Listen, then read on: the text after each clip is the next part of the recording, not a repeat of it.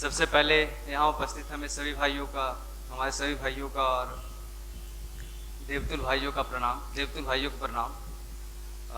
दोस्तों, इस बार बीपीएससी में मेरा पूर्ति निरीक्षक का पद मिला है और मैं संक्षिप्त में ये आपको बताऊंगा कि युवा प्रकोष्ठ आपकी सफलता में कैसे मदद करता है, आप यहाँ से क्या ले सकते हैं और कम समय में सक्सेसफुल कैसे हो सकते हैं। तो मेरा जो पृष्ठभूमि रहा वो बिल्कुल गवर्नमेंट स्कूल से हमने तैयारी की, ग्रेजुएशन भी हो गया। ग्रेजुएशन के बाद हमने तैयारी शुरू की सिविल सर्विसेज का, तो लगा कि बहुत मुश्किल होगा।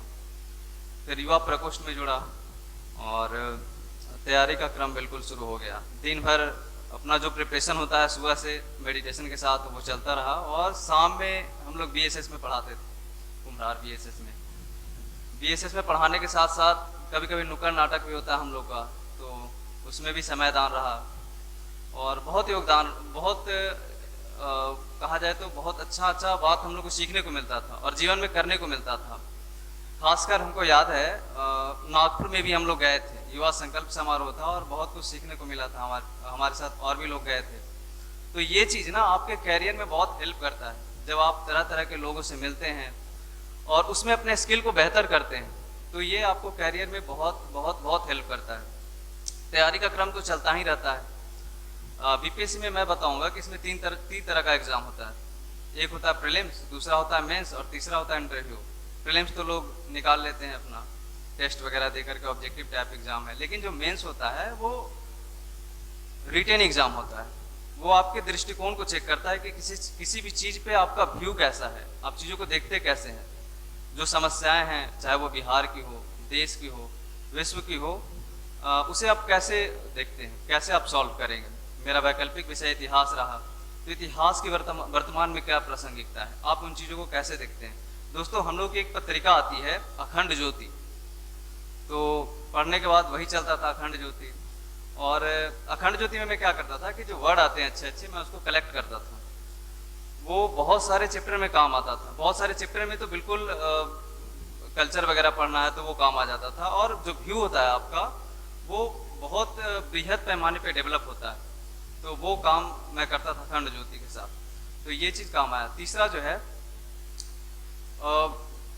पर्सनालिटी, यानी इंटरव्यू का जो दौर आता है। इंटरव्यू बीपीएससी का तीसरा चरण होता है। जब आप मेंस क्वालिफाई करेंगे तब इंटरव्यू का चरण आता है।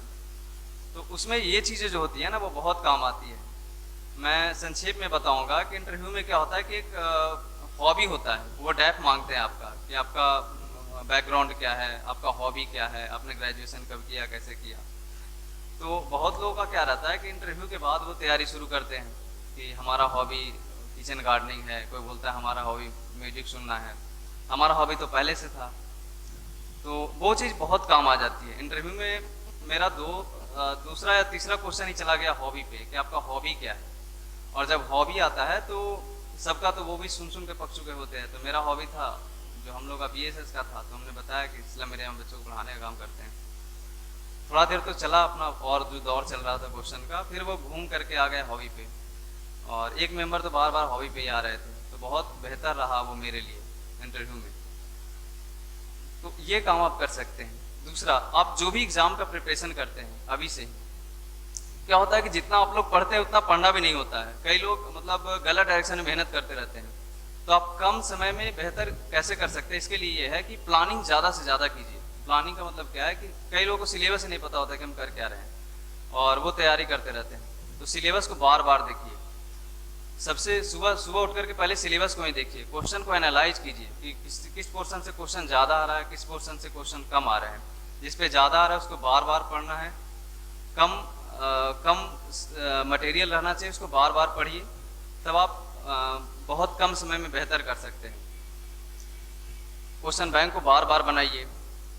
ये सब तो रेगुलर कीजिए, तो आपको बहुत कम समय में बहुत कम पढ़ के सफलता मिल सकती है, बहुत कम मेहनत में। बहुत हम लोग देखें, हमारे बैच में कई लोग थे जो 3-3 4-4 बार से मेंस लिख रहे थे।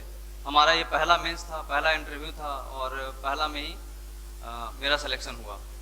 तो ये चीज़ रहता है, कई लोगों को सिलेबस नहीं पता होता है, वो आंसर को एवेल्युएट ही नहीं करते हैं कि हम जो आंसर पढ़ रहे हैं वो कितना बेहतर है और उसको बेहतर कैसे बनाया जाए। तो ये चीज़ आप कर सकते हैं। युवा प्रकोष्ठ से दोस्त जब जुड़े थे तो हमें साधना सिखाया गया था। मनीष भैया सिखाते थे, तो हमने उस चीज़ को पकड़ लिया कि ये चीज़ मेरे बहुत काम का चीज़ है। और वो साधना शायद ही कभी छूटा मेरे जीवन से। मैंने साधना को हमेशा कंटिन्यू रखा।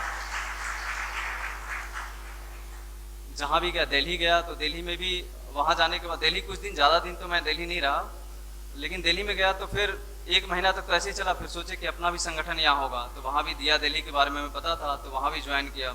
वहाँ भी हम लोग स्लम एरिया में बच्चों को पढ़ाने का काम करते थे, बाल संस्कार शाला, निरंकारी बाल संस्कार शाला में, फिर प्लांटेशन वगैरह। ये इवनिंग का टाइम होता था, और मॉर्निंग के टाइम को पूर्णतः जो है यूटिलाइज कीजिए प्लानिंग के साथ। मतलब सुबह उठते हैं तो थोड़ा प्लान कीजिए, आपका डायरी लेखन रहना चाहिए, आज क्या पढ़ना है, किसको, मतलब एक वीक का टारगेट भी रहना चाहिए कि आप इतना दिन में ये खत्म कर देना बस, फिर अगले वीक में इतना खत्म कर देना है। उसको एवेलुएट कीजिए, उसको जांच कीजिए कि हाँ इतना हुआ कि नहीं हुआ, तो आप कर सकते हैं। और यहाँ आइए, और यहाँ से सीखने लायक बहुत चीज़ होती है। कई लोग होते हैं कि यहाँ से जाने के बाद मतलब सही चीज़ों को ले नहीं पाते जो लेना चाहिए उन्हें, वो झूठ मूठ का दिमाग लगाते रहते हैं। भैया बताते हैं कि झूठ मूठ का आप दिमाग लगाते रहते हैं। यहाँ सीखने के लिए बहुत कुछ है। जो जिस संसार से आता है, जितना पात्रता लेकर के आता है, उतना सीख के जाता है। आप यहाँ दिमाग मत लगाइए, यहाँ जो बताया जाता है उसको फॉलो करके देखिए। आप अपने पढ़ाई को बेहतर कीजिए। बीएसएस में जाते हैं, बीएसएस में समय दान दीजिए। और बीएसएस में हम भी जाते थे। बीएसएस के बाद जब हम रूम पे आते थे तो सिर्फ स्टडी रहता था अपना, उसके बाद फिर सब कुछ खत्म। दिन में तैयारी कीजिए और शाम में पढ़ाइए, और फिर उसके अलावा और किसी से मतलब मत रखिए। जो काम मिले इवनिंग का टाइम रखिए और कीजिए।